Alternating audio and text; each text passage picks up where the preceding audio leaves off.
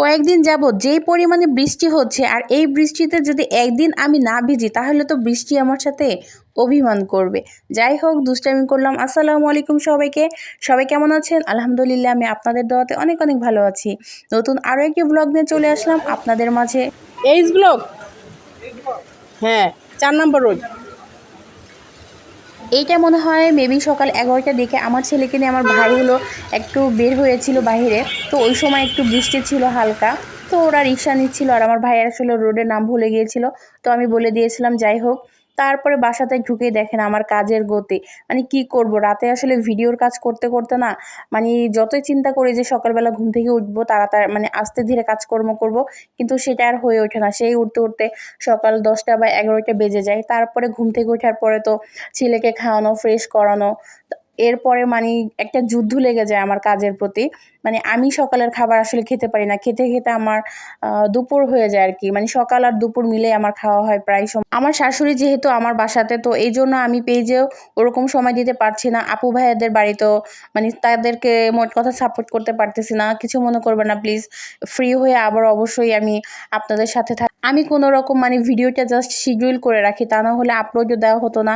আজকে যেমন আমি কোনো ভিডিও শিডিউল করে রাখিনি, আমি দেখি যে আমি কোনো ভিডিও আপলোড করিনি বা এডিটও করতে পারিনি। কি একটা আমি কিন্তু নর্মালি রাতে রান্না করে রাখি তরকারি, আর দিনের বেলা হয়তো বা ভাজি বা টুকটাক ভর্তা এরকম কিছু করি, অল্প একটু ভাত রান্না করি।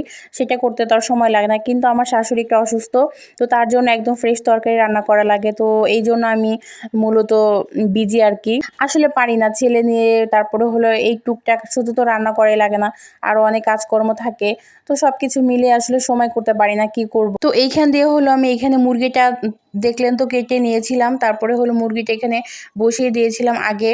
আর আজকে আমি আব্বুকে দিয়ে মুরগি আনিয়েছিলাম, আর আব্বু হলো মানে সে বুঝতে পারেনি মুরগিটা মানে কেটে আনে না। আপনাদের ভাইয়া যখন মুরগি আনে সবসময় বাজার থেকে হলো কেটে নিয়ে আসে, আর আমি শুধু পিস করি আর কি। তো আব্বু এটা বুঝতে পারে নাই। যাই হোক, তো এখানে আমার মুরগি রান্না হয়ে গিয়েছিল। এখানে আমি একটা পটল ভাজি করেছিলাম, আর পটল মানে ভাইরাল পটল ভাজি আর কি। আপনাদের সাথে কিন্তু একটা ভিডিও শেয়ার করেছিলাম।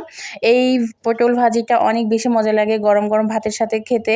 তো এইটার রেসিপি আমি আপনাদের সাথে আরেকদিন শেয়ার করব। তো এই ভিডিওতে শেয়ার করলে অনেক বেশি লম্বা হয়ে যাবে, তো এই জন্য শেয়ার করিনি। আজকের মুরগিটা না অনেক বেশি মজা ছিল, মানে অনেক বড় ছিল, তো এই জন্য খুব ভালো লেগেছে। তারপরে এই যে দেখেন বিকালবেলা হলো এই যে আমি আর আমার ছেলে মিলে একটু মানে গেটের বাইরে গিয়েছিলাম। আমার ছেলে অনেক বেশি কান্নাকাটি করছিল।